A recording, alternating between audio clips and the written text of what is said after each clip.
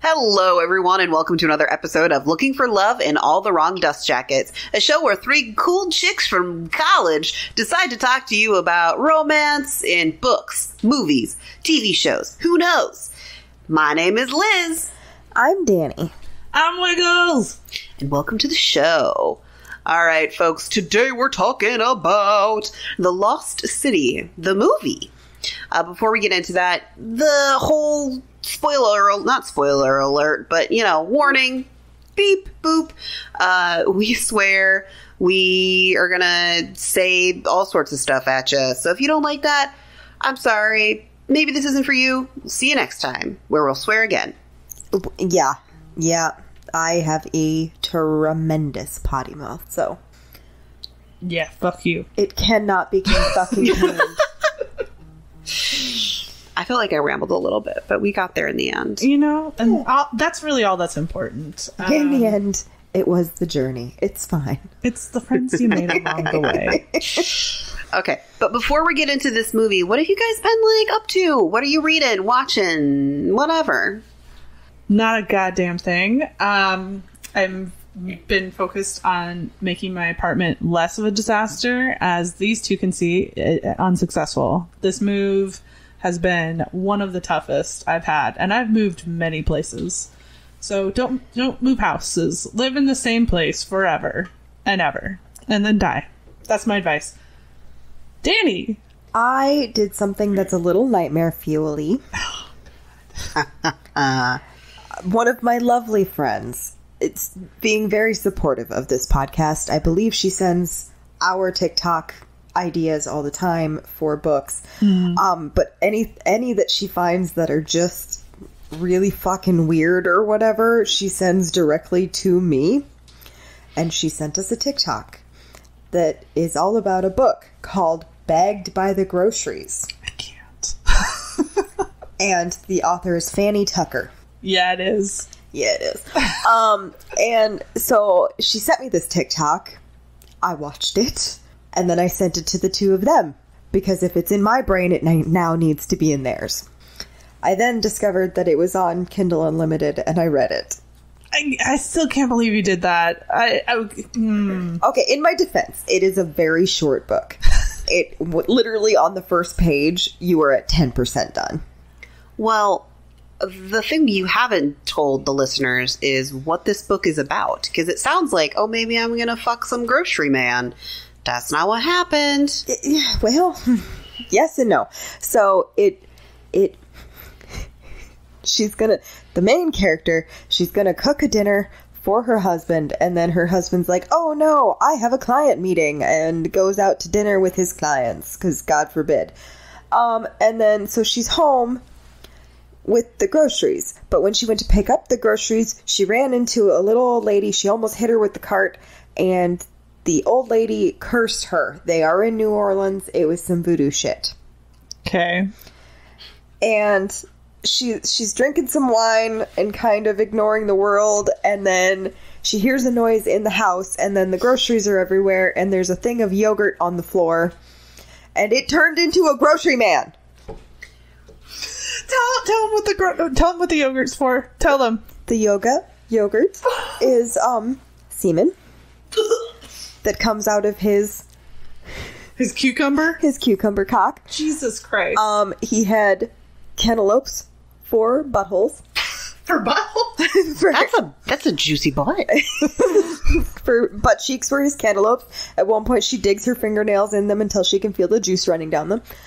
Okay, cantaloupes are hard. I know. Girl, she's got that grocery dick. She can handle anything. He had eggplant arms. Okay. And a ham tongue. That's the worst part. I know. Oh, no. And then no. His chest was a bag of flour. No. It was a lot. It really was. And he basically, and he ends up being a voodoo loa of fertility. And does she fucking get pregnant with groceries? Not with groceries. It's because he fucked her and put yogurt inside her. Then the next man that fucks her will get her pregnant. He primed the pump, Wiggles. Yeah, he fertilized. Disgusting. No, in his Never words, say that again. he fertilized the soil. I like mine better. I don't like either, but I'll accept Danny's. And so then the husband comes home that night and fucks her, and she gets pregnant. But yeah, it's a very short book. I'm still not sure how I feel about it. It was definitely one of those fuck it, this is happening moments. We'll do it live. Yeah. But the second I sent them that TikTok, I got texts back that were like, I feel a little violated, Danny. What did you just do? And I'm like, well, Angela did it to me, so now you're in it too. It's too much. It's too much. Sometimes there are lines that shouldn't be crossed. And getting fucked with groceries is one for me. I mean, it could be somebody's kink. I am not kink shaming. I actually think that is a thing that people are into. Like Yeah, getting like stuffed with vegetables like a fucking Thanksgiving turkey. Oh, Correct. his hands were baby carrots. That's disturbing. They're too small. They were like individual knuckles. I don't want to talk about this anymore. So Liz, what have you been reading? Yeah. So I read a few things, or at least I finished a few things during this week. I read Ensnared, The Spider's Mate by Tiffany Roberts. Why? Yeah? Why did... How are the I daddy had long to legs? know. I had to know. I can't say... I read Begged by the Groceries, so And I now understand. that you know. Do I know now? Yeah, and I now know. that you know. I know. How do you feel? Well, like the book itself was like a 2.5, but I think that's just because it took too long to get moving. And not even sexually, like they didn't meet each other until you were like 25% into the book. Oh. What kind of spider are we talking about here? Like, was it a furry spider? Was it a sleek spider? Was it a, like, Black Widow, and if you get bitten, you're fucking dead? Well, no, because it was a male spider. And Brown recluse? they didn't reference what spider on Earth is similar because it's on a different planet. But yes, they do talk about his hairy legs sometimes. I don't think I could. Okay. But I also finished Fourth Wing by Rebecca Yarros. I loved it. It's a 4.5, 4.75. Loved it. I understand a lot of people maybe are on the fence. Some people love it. Some people don't. I think the problem is just like a lot of people are putting a lot of expectations going into it. Whereas I guess I didn't. I was like, this is a fantasy novel. And that's what it is. It's a fantasy novel. It does have spicy scenes. It does have a romance plotline, but it is not a fantasy romance. It is a fantasy novel. I really liked it. I'll probably give it a chance, but let's be honest, it's going on to my TBR, which has 1,400 books. So, I listened to the audiobook, and the only issue I had with that was because it's in first person. There's so many times where I was like, is she saying this out loud? Is she saying it just like in her head? Is she saying it in her head to her dragons? I don't know. So there's maybe that's dragons why people involved. don't like it. I don't know. I don't know. I'm sure if you physically read the book, Oh, that wouldn't be a problem. I thought you were saying. Sorry, I'm slow on the uptick. Okay. Yeah, it's all about dragons. It's an academia. It's adult academia. She's 20. She is learning to be a dragon rider. Ooh. Yeah, Danny, I think you would actually really like it. I think I would honestly. too. Can you send that to me? Is she a dragon rider or a dragon rider? Nope, the first one. Oh. The first one. Okay. The first It's one. important to distinguish that, okay? The dragons are not for fucking. Damn. And that's why I clarified. I do like a good dragon fucking, but I also like a good dragon riding. I do think you would really like it. I have a third book. Of course you did. I was on the warpath. I read A Soul to Touch by Opal Rain, and this is the Dustwalker series, which I am just obsessed with and in love with, and this is the best one. It's the third book so far. It's a 5. I love it so much. I'm fine. Would you like us to maybe read one of those? It's already on the list. Okay.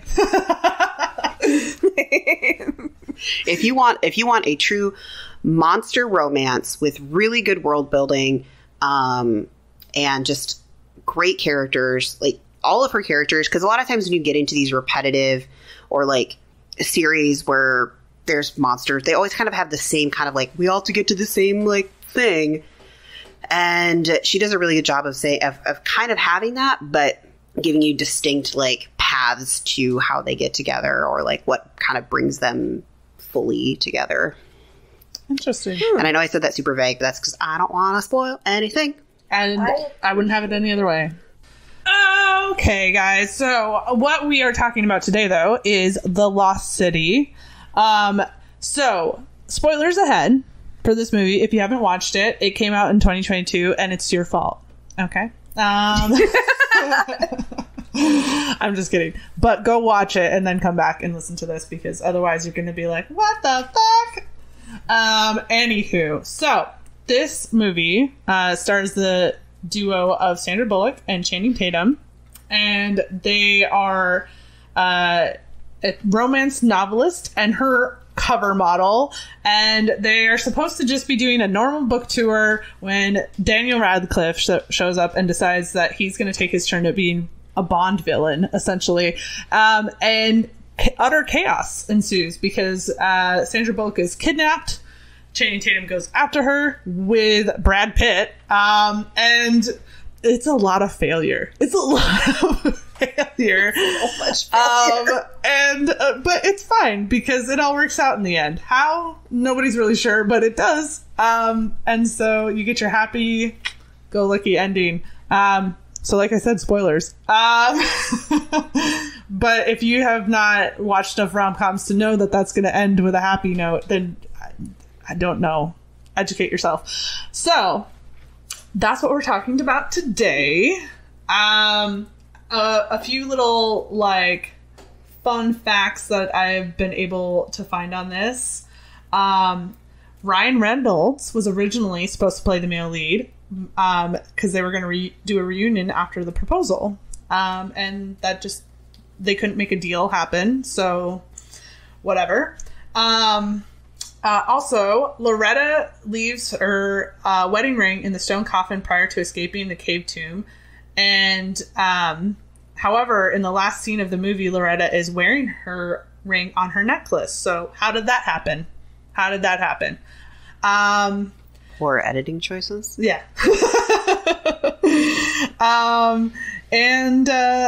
Yeah, those were the little fun facts. I'm sure there's way more. But yeah, that's what I've got. Do you know who the real star of this movie is? Daniel Radcliffe? That sparkly tracksuit. Oh god, that is gorgeous. I could never pull it off. She literally in this most of the movie, when she gets kidnapped, she is wearing this god awful hot pink sparkly one-piece suit that her publicist made her wear for the book tour. Beth, her publicist, is honestly one of my favorite characters. Oh my god, she's amazing. I love her so much. Specifically the scene where she's like gone through hell and back to get to this island, and the like police station is shut down, and they're like, "Oh, we're closed," and she's like, "Listen." Like, she doesn't... I keep expecting her to be like, you're gonna get your ass in gear. And instead, she's just like, this is my life. And it's sad and depressing.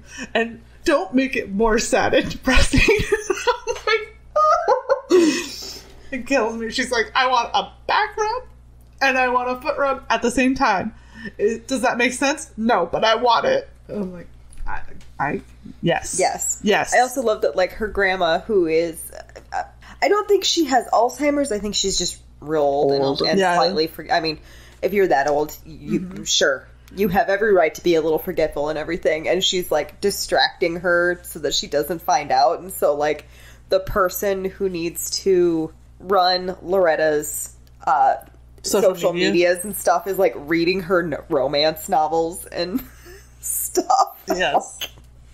I get the vibe from Nana. I don't actually remember her name. I'm going to call her Nana, though. I think she is called Nana. Okay. Mm-hmm. I get the vibe from her that she uses her oldness to get things. For sure. Oh, yeah. You mean the way all three of us are going to do it when we get older? 100%. Yeah.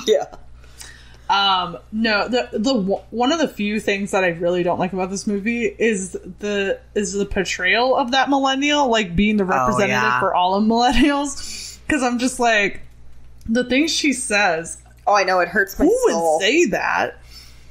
Like, the whole, although I will admit the Shawn Mendes hashtag thing is kind of funny as a reoccurring gag of like, oops, I've been kidnapped. Hashtag Shawn Mendes.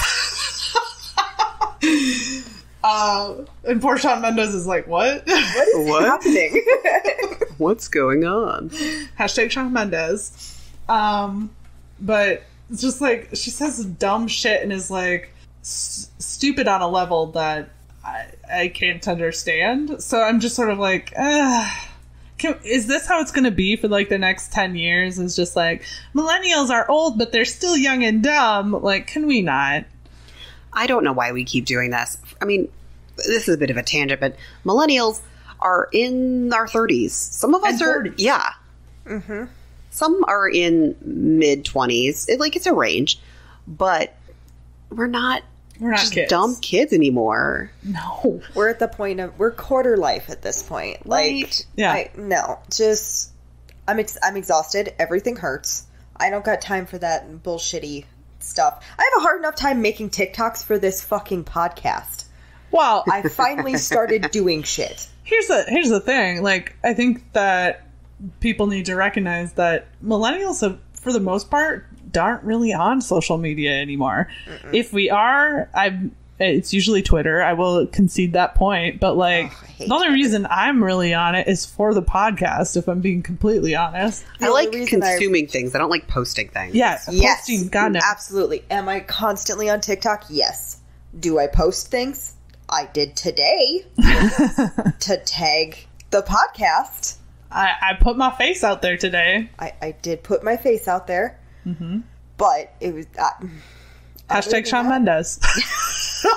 God damn it, I should have. My next TikTok is for no reason at all just going to be hashtag Shawn Mendes.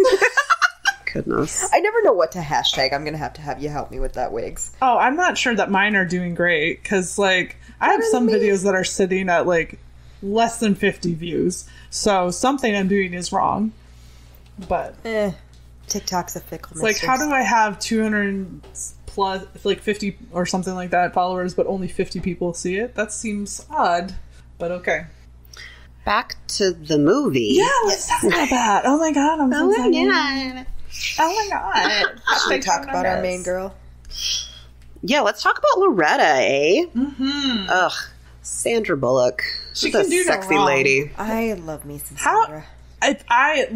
I've said this since I was a teenager, that I want to look as hot as her now, not right. not in like by the time I'm her age. This is still true. How is she so hot? How old is she? We're gonna. While she's filming this, she is in her 50s. I remember because we looked it up. Mm-hmm. Sandra Bullock and Channing Tatum are 15 years apart. Yes. In this movie. Yeah. She's so pretty. I just stare at her. Like, and she pulled off that stupid tracksuit. She did. That she did. Yeah, she's literally, to put this in context, she's only like 2 years younger than my parents. Yeah. Yeah. My parents don't look like her. No. I mean, my parents look good for their age, but not that good. Yeah, I'm not saying that my parents don't. I'm just saying they don't look like Sandy Bullock. It's easier when you've got millions of dollars. And it becomes your job to look like that because you're going to be on a movie. Yeah. Yeah. It's a different ball game. You know, it's like somebody in T-ball playing with somebody who is in, you know, the major league. It's not fair. It's a blowout. But anyway, other than her being pretty, she's also fucking hilarious. She really she's is. So fucking funny. Her in that goddamn wheelbarrow in the chair with her legs like sprawled out weird. She really knows when to turn on the like frustration and when to just like be like, no, I'm going with the flow. She's really good at like feeling that out. Because if you look at like a lot of her movies, especially comedies, it's the frustration is her equivalent of I would say like Will Ferrell screaming, right? Sure. Like her being like, "Oh my god, oh, why do you do this?" That's hers. That's her version. Is a quiet frustration. Quietly trying not to strangle you. Yes. But yeah, as a character, I like Loretta. She's deeply depressed because I think it was 5 years ago she lost her husband. And that was the reason she started writing these books, because he was an archaeologist. I thought she'd been writing these books while he was still alive. She had been. Yeah. Yeah, like that was the reason she had been writing them, is because he was an archaeologist. Okay. And Well, so was she. She was, but she Yes. couldn't get like her history books or anything Yeah. like published, so she turned to romance. Yeah. And so she was having fun with it when he was alive and everything, and then he passed away, which, do they say what happened to him? No. No, Not that I remember. I think it's just I think it's just vaguely he died. yeah. I assume I assume that it wasn't some deeply horrific tragic accident. And Yeah, I'm assuming he, like, whatever, got... Not whatever. That sounds so heartless, Danny. Jesus Christ. I'm assuming he got cancer or something that... right. He died tragically too young, but I don't think it was, like, a horrific accident or anything. I like that they gave her a backstory like that instead of just like, she's a lonely single lady who's been pining over the romance books she writes for her whole life. Right? Yeah. She's like, no, that's not my vibe. No, Well- I just don't wanna. After watching Romancing the Stone, it's really hard not to draw comparison. I know, I know. the entire time in my brain I was like, oh, this. Yes. Mm-hmm. But I think it's interesting that they allowed for the main female character to be in her 50s, right? And like I would assume, based on on Romancing the Stone, based on how they looked, that they were in 30s. Right? Yeah. You know, and so I thought that was really great, because the only other real representation of that like age group that you have are those horrific Sex and the City movies. They're so bad. Everyone involved should be ashamed. So the other thing I think that's worth noting on that same wavelength is Channing Tatum is the opposite of what Michael Douglas was in Romancing the Stone. Like, he's a fumbling idiot. Yep. and I love it. Like, I didn't, when that pairing was first like brought up, I was like, really? And then I was like, actually, I fucking love this. Oh yeah, it's great, especially because they have Jack Traynor, or Brad Pitt's character, who is kind of like fulfilling that tough guy. I'm here to rescue you. Oh my god, I love it so much. And then, the second he shows up, I'm like, oh my god. Every single moment with Jack Traynor in it, I'm like laughing my ass off. It's the best. Because it's so funny, and he requires somebody like Channing Tatum to make it funny, right? Like you need that guy who's like, I've got a plan and this is great. Because if it was just the Joe Traynor guy, or Jack Traynor, whatever, Jack Traynor. the Traynor guy, Yeah. it would be just another action flick. Yeah. And you'd be like, Right. great, exciting. Oh my god, it cracks me up. My favorite line ever is, why are you so handsome? My father was a weatherman. I love that funny. that's the explanation. Yeah. Like, it totally makes sense. Like, what? Well, that's the whole joke, right? That like, for some reason, weather peoples are always so attractive. I mean, they are, though. They Right? are, yeah. Why does Meteorologists, that? not weather people, meteorologists. I don't know, but I weirdly know a lot of them. Are they all attractive, Danny? Yes. They are, though. Weirdly. Yeah. What is that? I don't know. I don't know. It's a good rationalization in that context, you know? Yeah. I just had this moment, though, while they were dialing up Jack Traynor to go save her in the jungle. I was like, we need to have extraction people. You need to have the guy that you call when somebody kidnaps somebody that you love. I have no guy. If somebody gets kidnapped, you're fucked. I mean, like, if it was literally just call up somebody who's ex-military, I have a guy. But I don't think that guy can go save you. There's a difference between, like, being ex-army or in it for 4 years or whatever, and, like, ex, Spec Ops or Navy SEAL or whatever. Right. It's true. We apparently need to find our Jack trainer.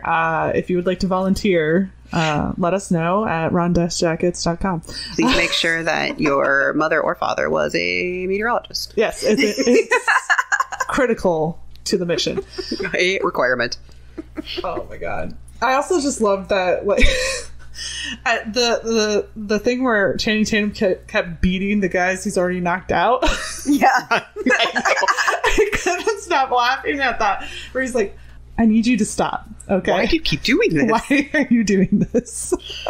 Well, Channing Tatum does a really good job as Alan in this, but also just in a lot of his movies of playing that, like, dumb, lovable idiot. Just, like, being that goofball that you're like, but I love him so much. Well, he's dumb, but he's not stupid. You know what I mean? Right. Yeah. Well, and I really like that so he's dumb. He is very dumb. But I also like that, like, you realize as you watch the film that, like, he's been watching her closer than than she realized, than he realized or anything. And he realizes how depressed she is. And he's been trying to get her out of it. And that was kind of his whole, like, purpose for wanting to be around there and around her and everything. And it's like, oh, well, damn it. Now you're a really sweet, lovable dumbass that is really in over his head at this point. But yes. Well, and, like, there is a lot of shade thrown at him, but it's also, it's not cruel. It's just like, dude, what? Like, it's a call out to, like, what did you just say? Because that doesn't make sense. Do you understand that doesn't make sense? Because it's important to me that you understand that. Or just like him wanting to come on the mission with Jack Trainer, and it's like, no, you can't. You don't know how to do any of this. What are you doing?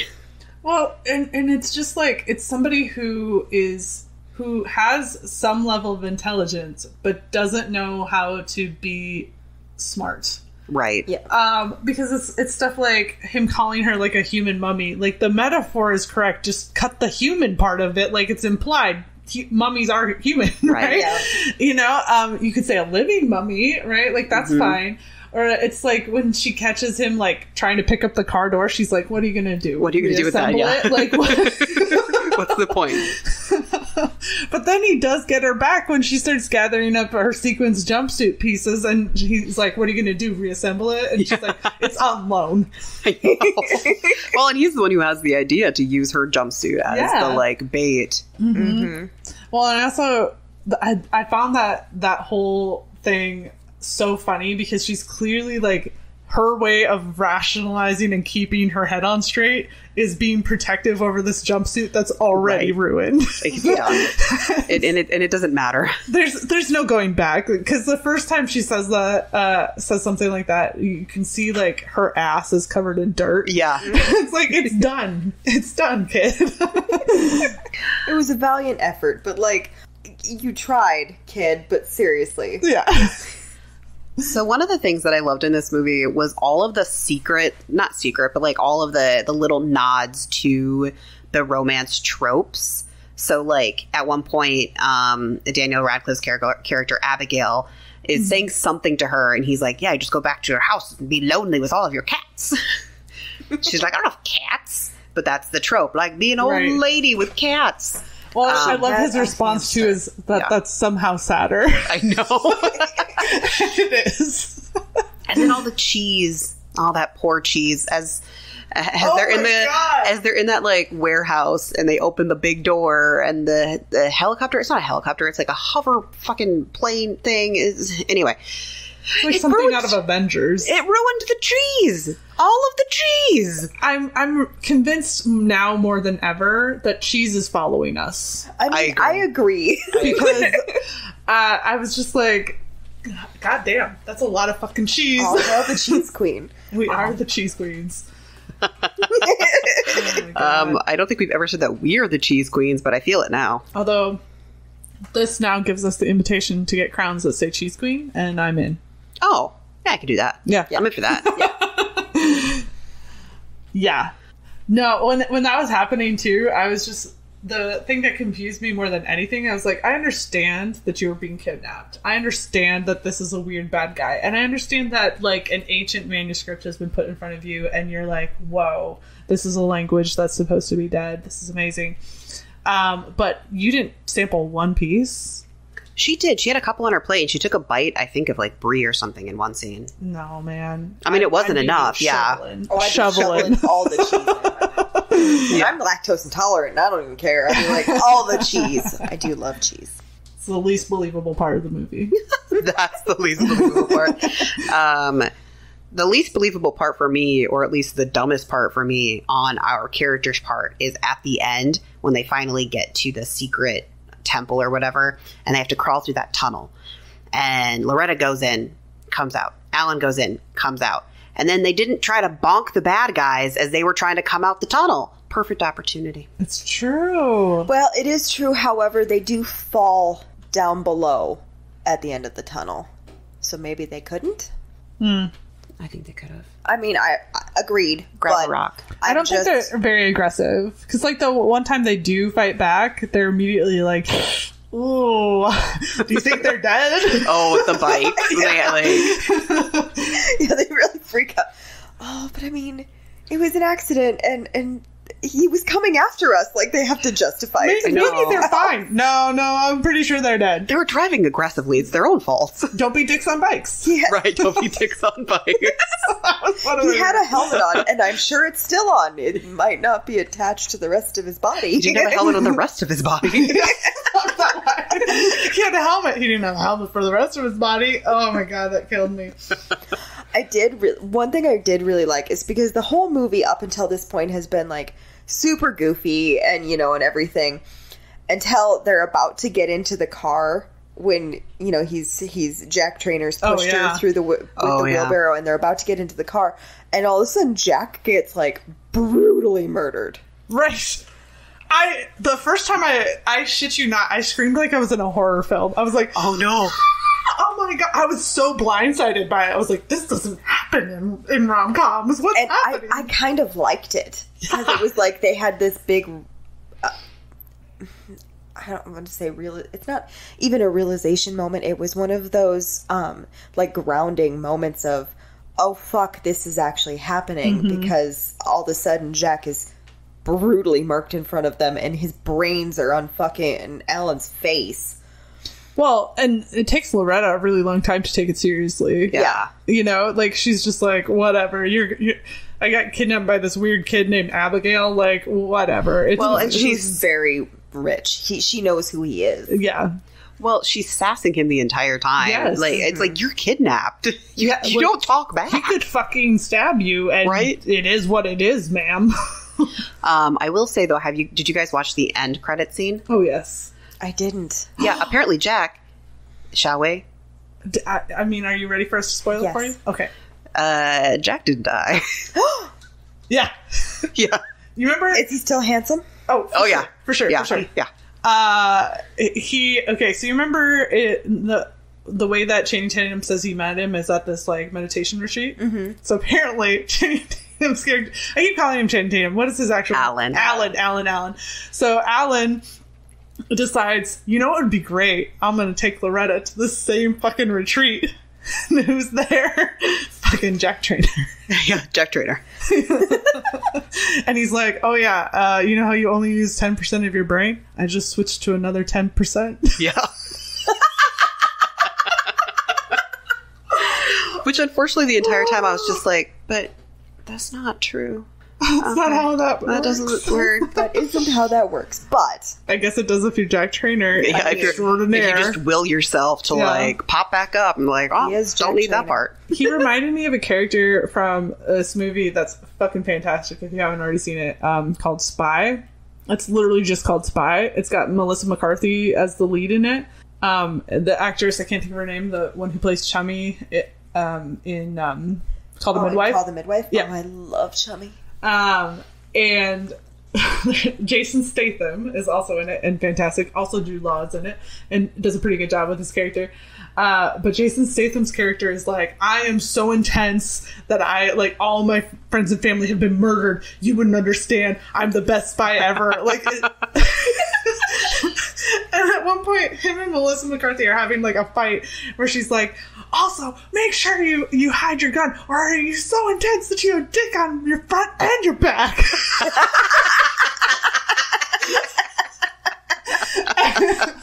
Anyway, if you haven't watched that movie, this is like my huge push to go watch it. It's hilarious as shit. It's like if you did Bond, made it female, and then made it hilarious as fuck. I'll buy into that. Yep. It's very good. So, can we talk about Daniel Radcliffe's character? Yeah. Abigail Fairfax. Abigail Fairfax. And what is, in his brother's name is Leslie. Yes. Leslie Fairfax. They are, I love Daniel Radcliffe so much. He's so fucking funny sometimes. Can I make a confession here? Yes. I found Daniel Radcliffe's character in this movie attractive. Interesting. I don't know why. But I keep thinking like the next time I watch it, because like I know he's the bad guy, and I'll be like, no. At the beginning of the movie, until he starts throwing a temper tantrum, I'm like, why are you hot? Is it just because Daniel he Radcliffe is hot, I will say. I have never been attracted to Daniel Radcliffe. I think he's hot. I just remembering that he's short. And there's nothing wrong with being short in any way, shape, or form. Yeah, but you're not. Exactly. I am. That's true. He's Danny height. He's taller than me. Well, no, but I mean, like, he's, like, appropriate for her. And in most things, you don't notice how short he is, but they put him by a lot of really tall people. Yeah, Oh, it was intentional in this movie. Oh, yeah, absolutely. Right. I've questioned many things about why this is the case, but I think it's like, especially at the very beginning when he's like threatening her, there's something about that I was like, can you play villains more often? So I do need to say this though, just to clarify myself. Height doesn't matter in relationships. It doesn't matter who's taller or shorter or the same height. Me and my husband are the same height. I don't know. I don't think I want somebody who's smaller than me because it would make me feel too big. So here's the reason I don't go for shorter guys, and it really has nothing to do with me giving a shit about what their height is, or even like I really don't go for guys who are the same height as me. I'm 5'7", so like I'm pretty average. In the Midwest, you're average. Yeah, that's true. I was like, hey, fuck off. Well, okay, so 5'5" is the average for the average woman, and 5'10", I think, is the average for the average man. So anyway. So the reason I don't go for them is because, one, usually they aren't interested in me. Yeah. Two, I have anxiety about being big. Yep. And feeling big. And even if they are like, no, I love you, I think you're gorgeous, I'll be like, yeah, I don't believe you. And that's a you thing, not a them that's thing. A me thing. But there's also the them thing, and this is the biggest one, is it's a problem usually for them. Like, they're bitter about it. Oh, and, yeah, a lot of people and I don't have the energy. Napoleon syndrome. Yes, I don't have the energy to coach someone through that. And so I'm not going to. And so I like, if someone comes to me and is like, hey, how you doing? I'll be like, okay, sure, but I am not going to ever extend that hand. You know what I mean? I do. I will say, I don't go for guys shorter than me generally. There aren't that many. It has nothing to do with me being turned off by it. Actually, I had there was a guy I went to school with that was a little bit shorter than me, and never mind, nothing, tra-la-la. But there aren't that many that are shorter than me, because while these two are Amazons, we're not. I'm not. We're just slightly above average. I'm actually really short for my family. I am the shortest one in my family, but that means nothing. Well, that's because your sister's like 6 foot tall. Yeah. But I am 5'4". Yeah, so you're average. Yeah. I think I'm just a little below. I think average is actually 5'5", but I'm just like, short. Anyway, getting back to what brought us here, Daniel Radcliffe in this movie is fucking hilarious. He is so funny. I also love the bit where he's like confronting her in the tank, and he's like, isn't this awesome? I have a bar in the middle of the tank. And he's like, I've always thought that would be the coolest thing. He's he's so excitable about so many different things that it just cracks me up. I'm like, what is happening? When we read about eccentric billionaires, this is what they are in my head. Yes, absolutely. You know what I mean? Like, it's somebody who should not have access to money, that has access to so much money, and it spends it on in-tank bars instead of, money. you know, world peace, climate change, world hunger, any of those things. But you gotta go find the fiery ruby crown. So I just want to jump back to our lovely couple for just a minute. Mm-hmm. And when they slide on into the water to escape so that they lose track of them, and then they come out and he has leeches all over his ass, only on his ass, and she has to pick them off. Yeah, that whole sequence was really funny, but I think the part for me that proves how, like, obtuse, I guess, Alan really is like, she's clearly, like, loving on that dick. She's just ogling Yeah. the twig and berries. And he's just like, did you get him yet? Oh my god, I can't look at it. Is it bad? It's like, Alan, bro, do you think she's going to talk longingly about the leeches? And then she's like, well, you imagine a thing, and now it's here. And I'm like, oh, so you have been imagining Alan's dick. Who wouldn't? Okay, I mean, here's the thing. He's real pretty. Even if he failed, if Channing Tatum came to save me, I'd be like, all right, I'm in. Right? We might not get all the way back, but we're gonna have some fun on the way. We're going to have fun on the way. He's real pretty. He's real strong. Also, okay, so obviously, like we talked about, a lot of this is like very similar to Romancing the Stone. Mm-hmm. One of the parts that I loved that was different was that she breaks her heels. Yes. Not him. But the dance happens. I also love the dance. And that was... Too. If Channing Tatum danced with me, I'd just die. That man can dance. Oh, yeah. I know. I know. He was in so many dance movies. He's, oh my god. And the way he, like, leads her through the dance, I'm like, I wouldn't know what to do. I would panic, and I would flail, but I feel like with him as my coach, I could get through it. I know I couldn't, because for some reason I can't follow, but I think I would just melt into a puddle. I'd be like, just hold me Do whatever you want with these limbs Take of me, I'm mine. yours. Just hold me and move me around. It's fine. Oh my god, it was really hot. It was so hot. I was like, I could understand why you would want to bone that man after that. Yeah. I mean, I wanted to a long time ago, but like right I've now. wanted to for years. I but- mean, one dance with that man, and I'm in love. I guarantee it. I guarantee it. I mean, need I'm the surprised dance? I'm that his already wife there. lets him dance with other people. aren't they? There are. Oh. Guess who my new husband's gonna be?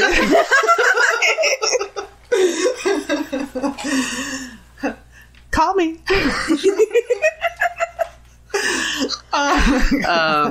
Apparently when he's not training for like movies and stuff, he just kind of becomes like he dad bod Channing Tatum. That's even better. I know. Better. Even better. Like that man with a little bit of something to hold on to. Because he can still dance like that. I'm not gonna lie, when she was pulling the leeches off his butt, I was just like, but your butt.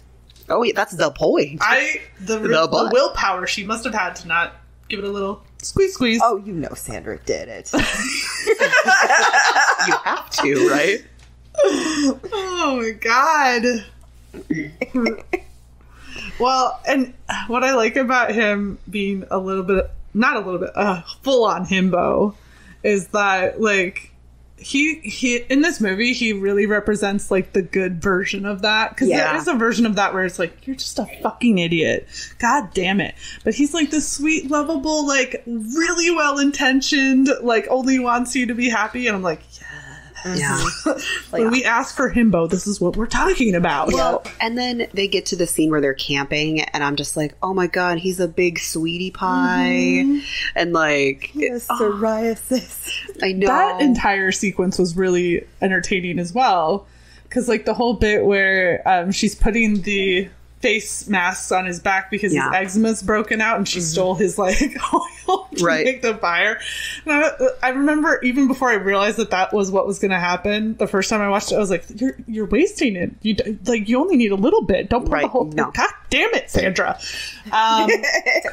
But like that whole sequence where she like writes the scene as romantic, that I loved so much. I know, like those, because she does it a couple times of describing the moment in her romance writer way, and every time she does, it's like it's a bit exaggerated, but I'm also like, this is nice. Yeah, I know. This is nice. Well, I think Tell me her a story, style Sandra. of writing is in the vein of like older style Yeah. romance novels, which is probably why she's struggling to sell her books.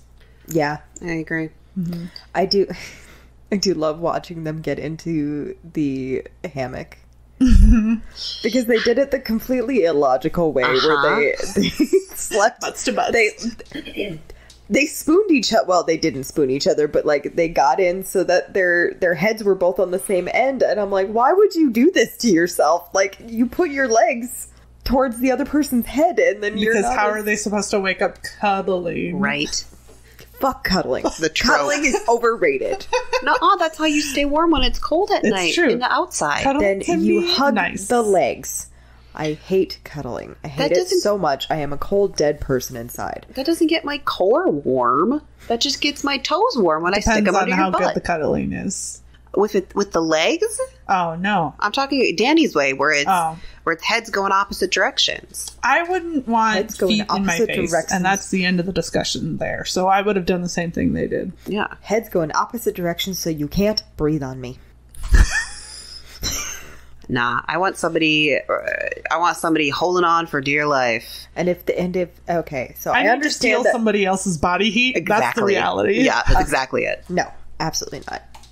A claustrophobic and fuck off. But also, and this is probably very contraindicated to, the romance bit of this, but I don't want to wake up with someone's dick against my ass. I mean, It can be a surprise. I won't lie to you. It's too much in the morning. Channing Tatum's dick against your ass is the best way to wake up. See, like, in theory, I love that, but, like, in reality, I really don't. You need to stay on your side of the bed where you belong. Well, we don't know that he had morning wood. That's a different movie. That's the proposal, right? Well, and she also wasn't. She was like kind of. He was on his back when they woke up, and she was like kind of like half draped on top of him. Mm-hmm. So I like cuddling when I'm cold. If I'm hot, not only do you need to find a different bed, you need to get out of my house. I can't. I'm like, look, get off of me. Don't touch me. I can't stand it. You're not allowed to touch me, and I am a distinctly terrible morning person, so you are also not allowed to talk to me in the morning. I feel that. I don't have any of your guys' problems. That's Well, and that is why you're married and we're not. yeah. Maybe you've been socialized to it. You've been married so long, you're like, this is what life is. You also are kind of married to a cuddle slut. Well, yeah, but I liked cuddling before. But Well, true. But again, I have younger siblings, and maybe my sister shared a bed for a while, so like I'm used to other people just being in my bed I mean, in like has not a that sexual way. been frequent in my life? Yes. Was I always like, yeah, this is what I hope for? No. I was the spoiled bitch that always had my own room, and I only have one other sibling, and he's male. I had my own room. I'll get, yeah, but also maybe it's probably a specific version of being introverted that you're like, you need that physical space, not just mental and emotional space. Very much so. Yeah. Because, my cat can be too much for me. Sometimes. This one. Sometimes she's a stage 4 clanger. This is not, she's not just here because you guys are here. She is always in the same room with me if I'm home. So she'll follow me from room to room. Do I love that? Most of the time, yeah. Yeah.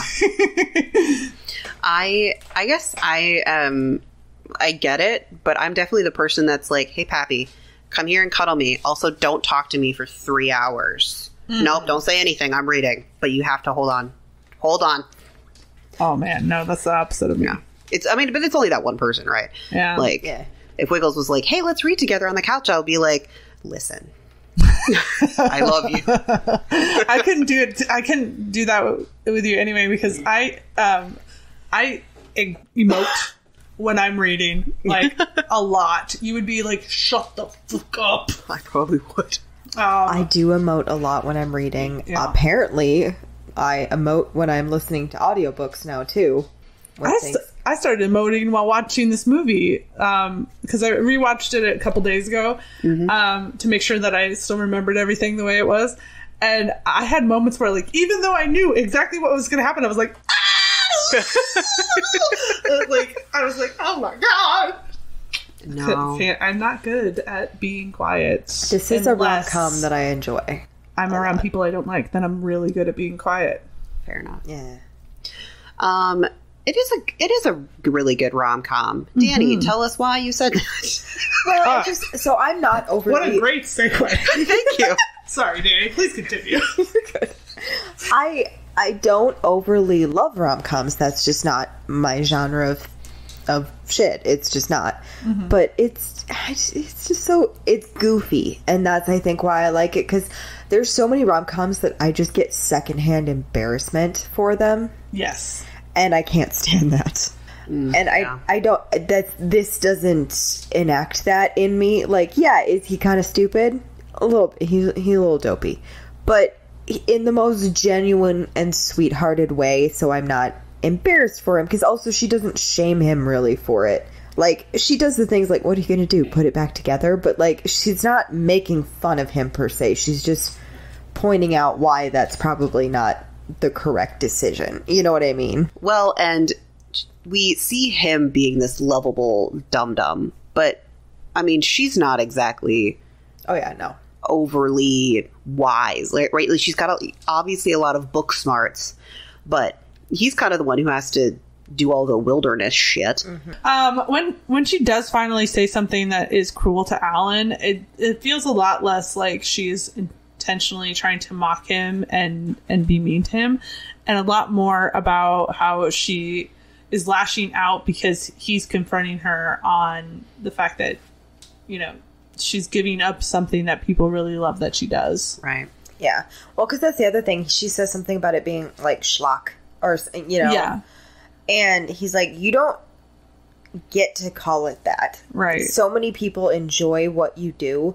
And so it's insulting to them for you to insult your talent. Right. Which I thought was such an amazing line. Because it wasn't just him being like, oh, no, it's not like that. It's him being like, you don't get to do that and say that about things people like. Yeah. Right.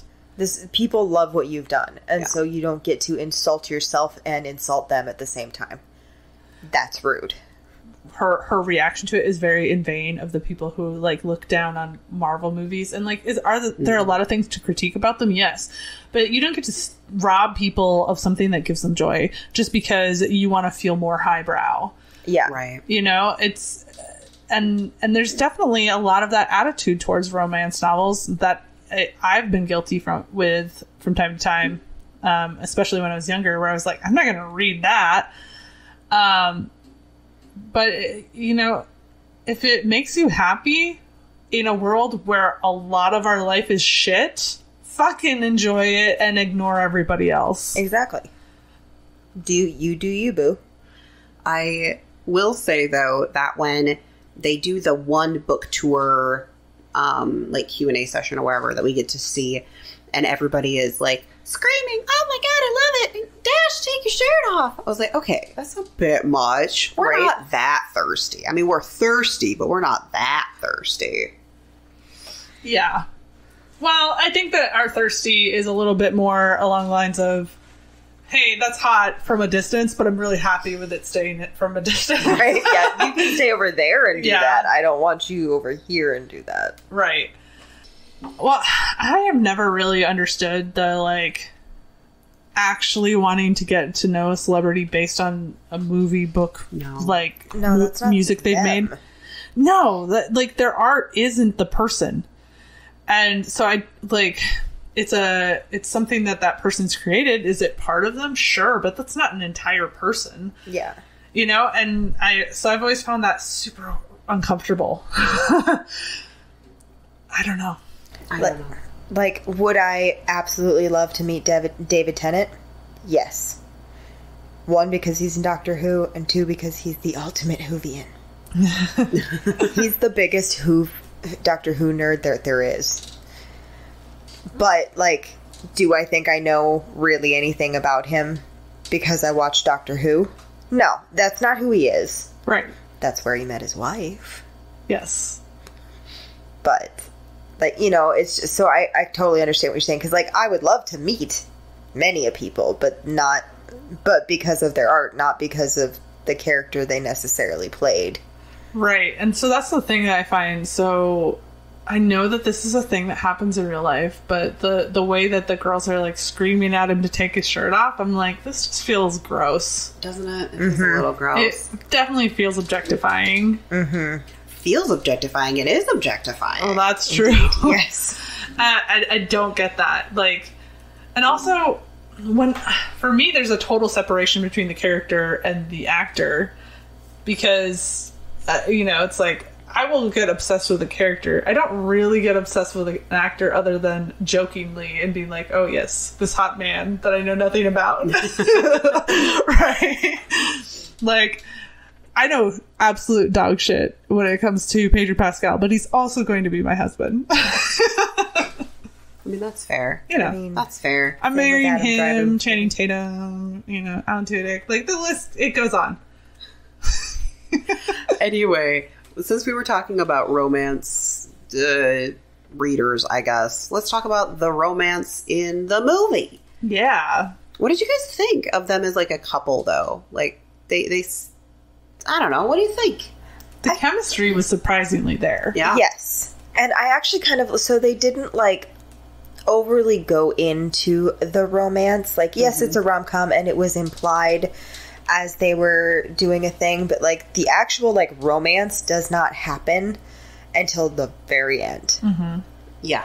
It's like the last scene is when he kisses her that one time. Yep. And it's heavily implied that they've been together for a while at this point, but this is also, she has written a whole nother book, and it's been published. About them. Mm-hmm. Yeah, that would be weird, right? That would be weird. Basically their story. And so it's like, that's been a long-ass time then at that point. Because even if you know the story, like, you know exactly what's going to happen in that story, it takes a long-ass time to write that shit. And edit it. And then edit it. And yeah. And they did a book tour before this, too. This was the end of this that is the book end of tour. that book tour. So, yeah, I would say it's probably been a year. At least. Easily.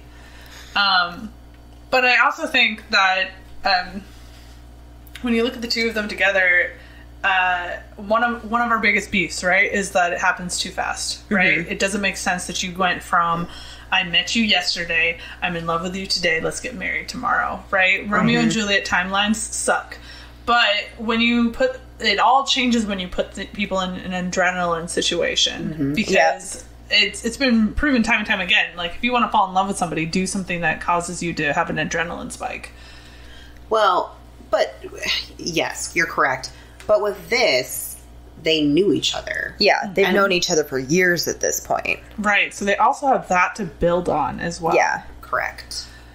And are they getting to know each other for the first time in many ways? Yes. But they also have the dynamic of, I'm still not jumping right into this. Like, they still take their time. Yeah. And it's implied that they will be taking their time with this. Yep, and seeing where it's going. They're starting to finally enjoy each other's company. Right. Which I think, I would argue, he always enjoyed her company. She just didn't look at him closely enough to enjoy his. Which makes sense with her being married and then grieving. Yeah. I get the... this is probably just me putting my own perspective on it, but I get the vibe that, like, her husband was distinctly different from Alan. So I also like the idea, too, that as you grow as a person, you can have many different loves, and they may look very different. Absolutely. Yeah. I also think that Alan doesn't really know that he has a crush on her until it becomes really clear, because it's a life or death situation, and he's like, oh man. Like, I think up until that point he liked her and he admired her, but I don't think he realized he had a crush on her. I still love, though, he's like, all right, here's your cheese snack. She's like, oh my god, Oh, jeez. Right? He brought her string cheese. Oh, man. How warm was that string cheese at that point? I don't care. I would have gobbled that entire thing. I mean, I probably would have too. I actually usually let string cheese warm up just a little bit before I partake. I also thought it was so cute when he was like, they didn't have glass bottles, so obviously we're going to hang on to that and we're going to recycle. I was like, bro, you just crashed a car in the middle of the jungle. I think your carbon footprint is still fucked. Okay. He just obviously spent a lot of time envisioning what the rescue would look like. And obviously it didn't go that way. Shh, you're safe now. Oh, no, fucking Jack Trainer steals it. Motherfucker. I love that, like, instant chemistry between Jack and Loretta, because it's just like, oh yeah, that's how it goes in the romance books. You save the damsel, and she's like, oh my god, you saved me. Oh, and then he gets shot. So, oh, horrifically, it's so jarring when it happens. Don't worry, he just used a different 10% of his brain after that. Yeah. And we'll have to show you that clip after. So I sat and was like watching the credits for a bit, and then I was like, well, if something was going to come up, it would have come by now, and so I turned it off. You got to keep that Marvel mentality. You don't leave until all the credits are done. Well, because also, here's the thing: in typical Danny fashion, I work quite early, and apparently my brain decides that 5 a.m. is the correct time to wake up on a Saturday. Correct. No. I wake up when the sun does, so the summer I'm up at 5. Winter, it's like 8 o'clock if we're lucky. Yeah. Jesus Christ, no. Absolutely not. If I'm up on a weekend before 9 a.m., that's a blown weekend. Before 9? See, if I sleep in after 9, I'm like, you lost all of your alone time, Liz. Because I have a very short window where I'm awake and Pappy's not. Yes, correct. You have a different dynamic going on. For me, sleep is like manna from heaven, so I don't interrupt that for anything. Well, it was just my body was like, no, you're going to be awake now. And so then it was like 6 a.m. and I was like, what am I going to do right now? Oh, apparently I'm going to play The Sims on my laptop and watch The Lost City at the same time. Not a bad choice. I mean, I've wasted my weekends significantly in worse ways. Yeah. We don't need to talk about those. Same girl. Well, what did you think about the romance, Liz? You didn't really tell us your thoughts.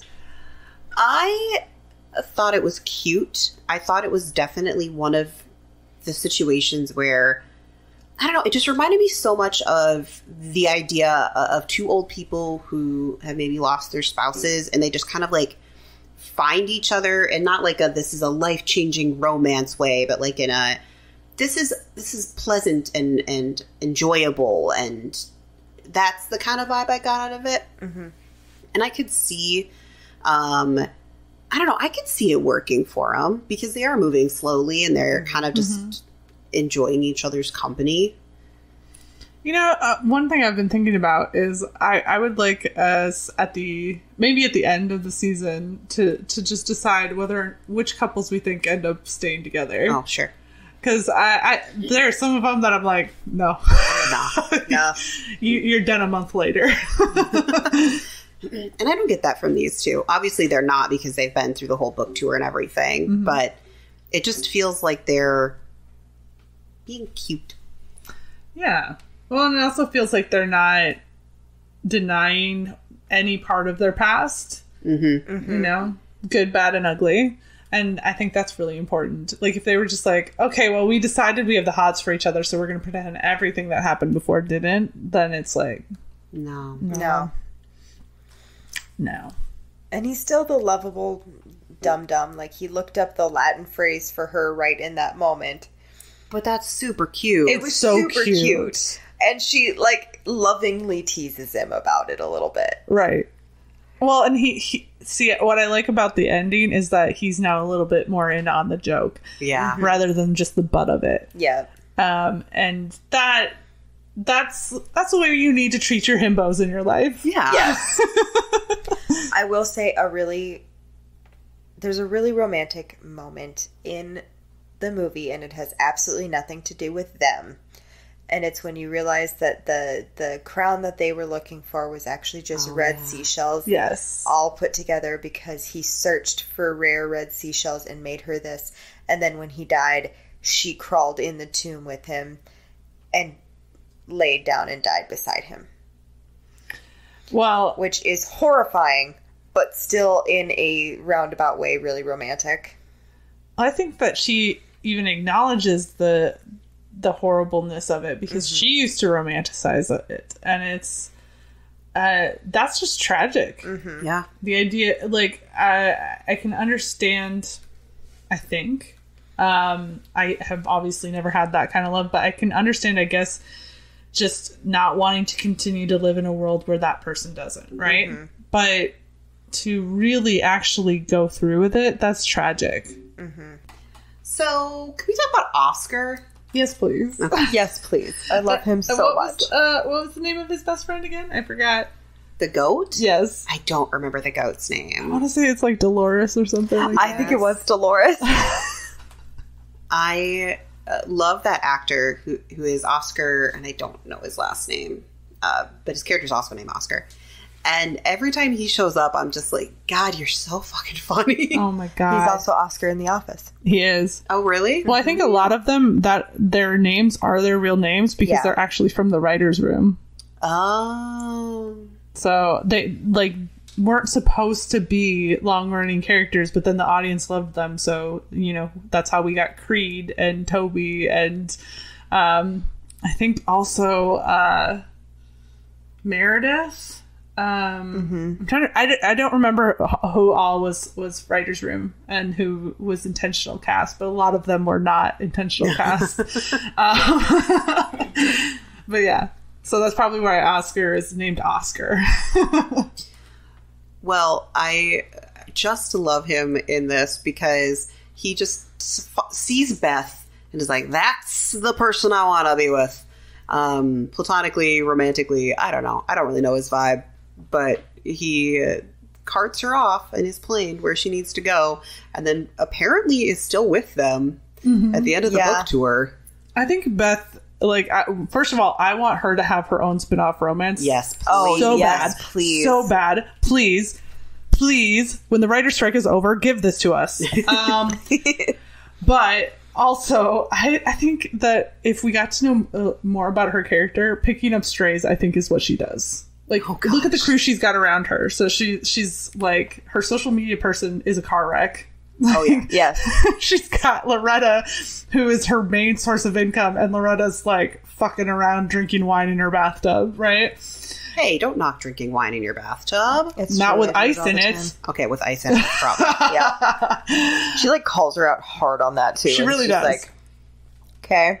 I also love when she's pushing her. She's like, no pressure. Well, actually, some pressure. Just the right amount of pressure to get you motivated, but not anxious.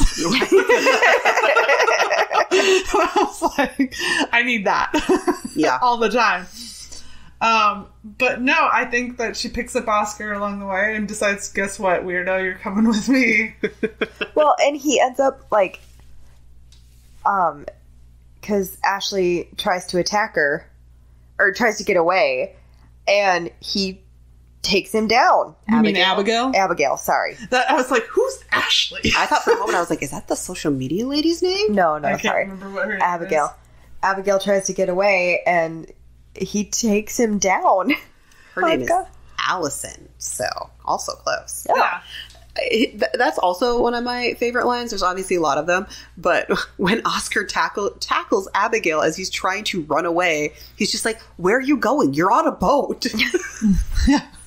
That was so stupid, right? Oh man, I want to just carry with me the energy that Beth has because like that woman got shit done. Yeah, she did. I want to be as powerful as her. You're too introverted for that. I'm not as powerful. I mean, you're not I'll wrong. never be as powerful. It's the idea that you could say something that will make somebody angry and mad at you. That stops me. I'm like, I would love to run up to somebody and be like, "Listen here," but I don't got it in me. I don't got it. I think you do. It's just you have to be pushed to that point. Same. actually. And she carries that energy all constantly. Like, I will literally do whatever it takes to get things done, even if you're not going to like it. Now get out there and sell that fucking book. I do need somebody like that in my life, though. Like, I don't want to be Beth, but I think I need a Beth. I would love a Beth. Who's just like, listen, you've got to get this done. You've got to get it done now. Now, don't freak out about it, but also, do stuff. Yeah. Well, the problem is the Beths of the world are burnt out and tired. Yeah. And they're giving up. And so we aren't allowed to have Beths anymore. They could come be my Beth. It'd be a delightful Beth. I can't pay them, but that's part of the problem. I know. Maybe someday I'll be able to pay them. Oh man. Yeah. No, I love that little motley crew towards the end, and I also love that I can't remember what his name is, but Abigail's like second henchman who's actually from the island. Like, oh gosh, what is his name? It's driving me nuts. Oh, well, he's the reason they get free. And I can't remember what the other guy, Mustachio Man's name is because... Mustachio. Wait, I do. Because it's Julian. And I thought, that's really funny. Yes. And the other guy's name is Rafi. Rafi. Yeah. Because he does look like a Bruce. He does. Mustache Man does. I also love that part where he's like, haha, you fell, and then immediately dies. I'm like, oh. They have no tolerance for rude people in this movie. There's actually a lot of death in this for being a rom-com. It really is. And not just like off in the distance death, like, oh, that guy's been with us the whole movie death. Yeah. They killed Brad Pitt. Speaking of, so, I don't know why, this made me think of it. I mean, we should maybe revisit doing George of the Jungle. That's a romance. It is, and it's peak Brendan Fraser hotness. Yep. I don't know. That's not my Brendan Fraser. I mean, my Brendan Fraser is The Mummy. Yeah. It's a bit of a stretch to call it a romance, but it is full of hotness. So, listen. If they didn't want us to think of that movie as the sexiest movie of all time, they shouldn't have cast every person as sexy. They all are. Every person. Every single person. Except for the guy who gets eaten by the bugs and the guy who gets trapped. I watched a great TikTok that was talking about how, oh God, what's the mummy's actual name now? Anyway, Imhotep. I thought Imhotep was the lady. No, that's a Nux on a moon. Okay. Anyway, so I watched a really great TikTok that was just like, actually, he wasn't the bad guy here. No. He was just trying to rest, and these bitches roll up and like break into his tomb. Right. I mean, he told you what he would do. Yeah. And then you were like surprised that he started sucking eyeballs out of people. He's just doing what he said he would do. He's a man of his word. Yeah. He's a man of his word. And his girlfriend's a bitch. Yeah, she abandons him. That's true. Yeah. So, what do you guys think about this? I don't know if trend is really the right word, but there seems to be more of these stories that are like someone is writing a romance novel in the story. Like, what do you guys make of that? Because I feel like it's coming back with a vengeance, this idea that every woman listens to, reads, or writes romance. It is actually becoming extremely popular. A bunch of the books that I've been reading lately, like, they're either an author or like an editor or something along those lines. Mm-hmm. I think, especially when you're looking at the books that have that, people are writing from a perspective that they know, and that's what they say is write what you know. So that. Yeah. Well, and you can make the argument that that's been a thing for a long time. Stephen King even does it. There's a writer in almost every book that he writes. Yes. But I think that, I guess my perspective on it is this. I think that this movie does it really well because it's a part of the character and it's a part of the plot, but it is not, like, if you needed to, you could remove quite a bit of that element from the movie and we would still be enjoyable, right? The only really really the only two reasons why you need it in order to tell this story is that you need Loretta to have written something publicly that would imply that she knows this language, and you need a meet cute for Loretta and Alan. Yeah. But other than that, she didn't have to be a romance writer. She could have written anything. And she also, I mean, honestly, she wrote rom-coms instead of writing books, right? So I think there's a lot of ways that this could be played with. And so I'm just sort of like, maybe we don't need to make every female character a romance writer. Yeah, no, I get what you're saying, that it's like not necessary. I do think that it is more for the audience than anything else. The idea that, hey, you're watching a rom-com that's about romance comedy stuff. Well, okay, so imagine you just rewrite it to change it to be she is one of the most popular writers / directors of romance movies. Right, yeah, you and totally Alan's could. her go-to leading man. Yeah. Yeah. Well, you totally could and everything, and it wouldn't make a huge difference by any means. Right. I kind of like it, though. I like that it is a favorite scene of mine. It's the very beginning when she, like, they're tied up together with all the snakes around them and everything, and then all of a sudden it stops and she goes, where did all the snakes come from? Why are they all in here and everything? And then she just, like, screams up at the ceiling, delete, and all the snakes disappear. I actually thought there was going to be more of that in the movie and was kind of disappointed that it wasn't there. Well, I think that's a nod to Romancing the Stone, right? Because Right. that's exactly how it opens. I think it's more just for the audience's sake, because then you get to imagine all the little ties to romance tropes that they kind of pepper in. And yeah, you could totally do it as a rom-com director or something. But if you changed it to, like, she is an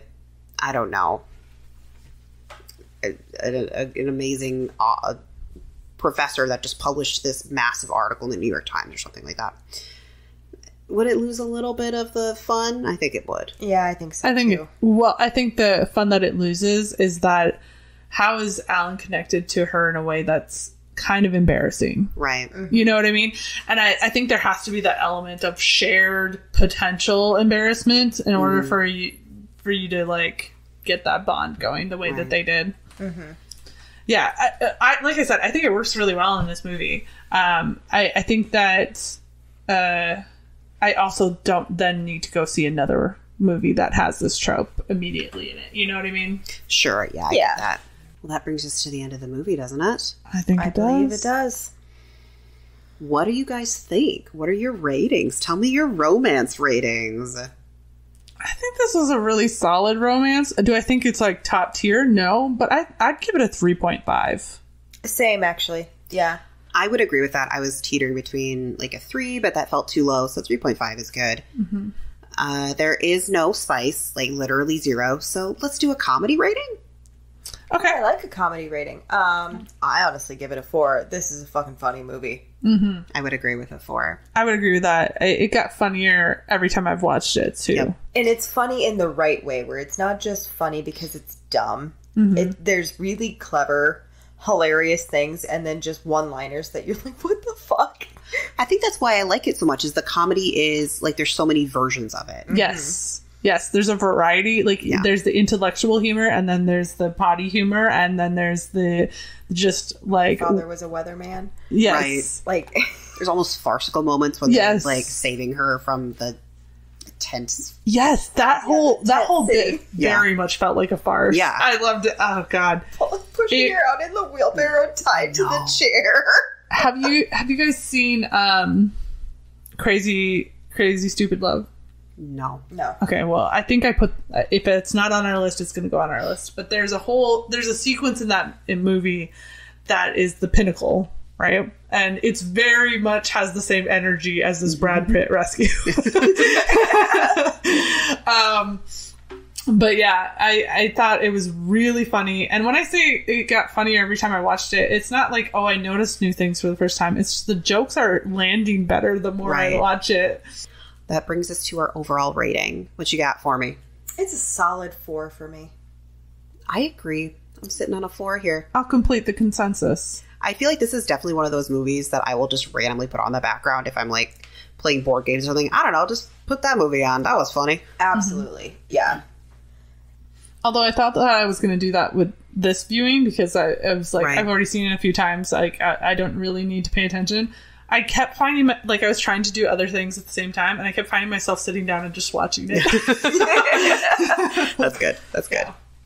Okay, so that brings us to what would you recommend if you liked this movie? Romancing the Stone. I know, it's like literally. Honestly, we really didn't even talk about how many things were so fucking similar. I purposefully didn't because I was like, that could be a podcast in and of itself, is just that topic. Yeah. Just talking about them, like, ripping this movie off. Yeah. Okay. Maybe this is a controversial take. I think they did it better. I agree. Oh, yeah, absolutely. You know? Well, and I think what changes is because Romancing the Stone seemed like kind of took itself a little more seriously than this did, where this is like a true rom-com where that was kind of a romance action movie. Mm-hmm. You know? Yeah. Yeah, I would agree with that. So what about yours? That's why I said it first, because I knew everyone else would. Okay. Mine is The Mummy. Sure. It's more like Romancing the Stone, where it does take itself a little bit seriously, but it is mostly a comedy. It is. Mm-hmm. And I do love the main couple. They're very cute. So that's my go-to on this one. What about you, Liz? So I struggled with this because, like, all of those came to mind, like The Mummy, Romancing the Stone, all of that. And I was like, what is something new? And the only one I could think of that I had actually seen was The Jungle Cruise, which is a Disney movie. I've literally never... Yeah, it stars The Rock.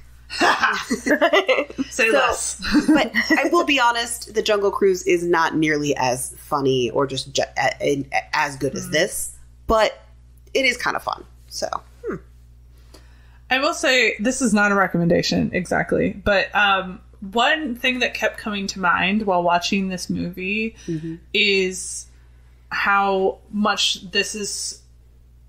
things have shifted from what I would have considered in the early 2000s to be a staple in rom-coms, which is 27 Dresses.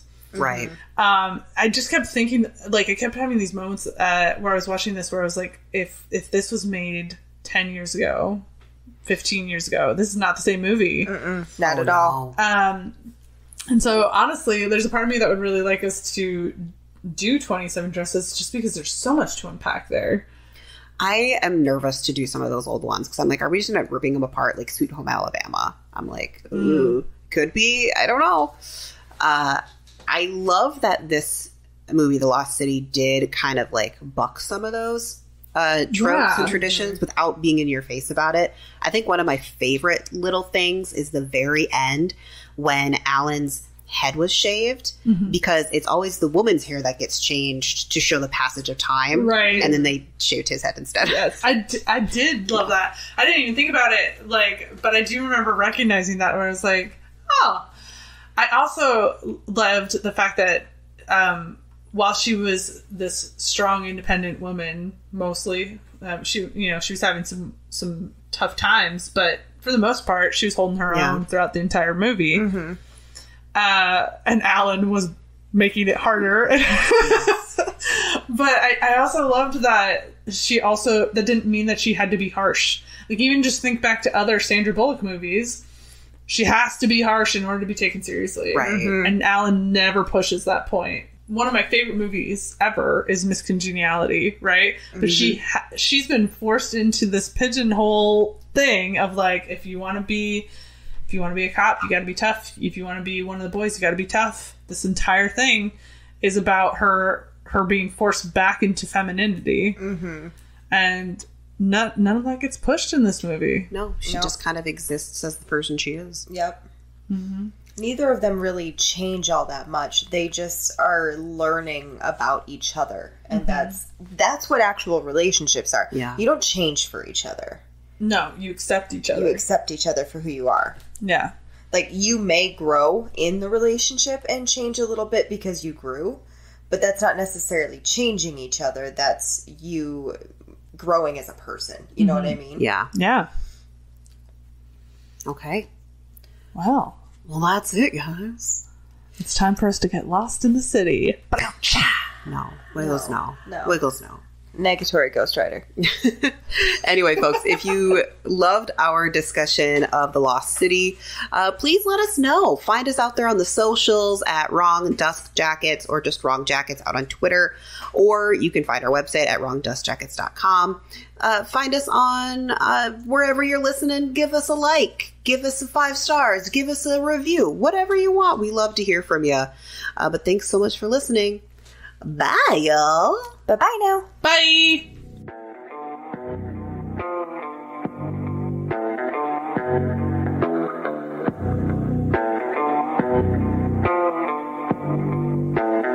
Thank you.